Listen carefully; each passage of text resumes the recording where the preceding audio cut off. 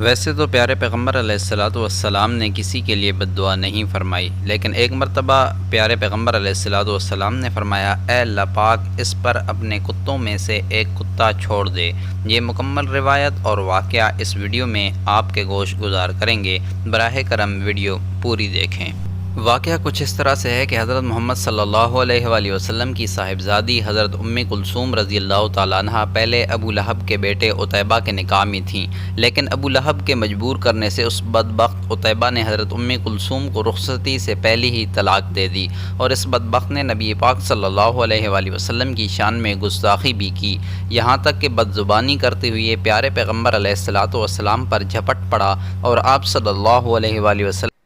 تو پیارے پیغمبر علیہ الصلوۃ والسلام نے فرمایا، اے اللہ اس شخص پر اپنے کتوں میں سے کوئی ایک کتا چھوڑ۔ کرنا خدا کا ایسا ہوا کہ ابو لہب اور اس کا یہ بیٹا تجارت کی غرض سے سفر پر نکلے۔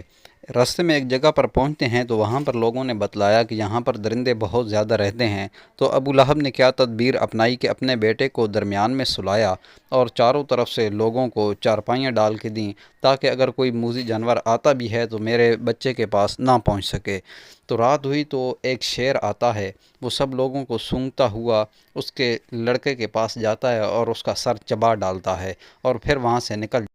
لوگ پیچھے بھاگتے ہیں، لیکن وہ ان کو کہیں پر بھی نظر نہیں آتا۔ ادھر ادھر دیکھا گیا لیکن کہیں پر بھی ان کو وہ شیر نظر نہ آتا۔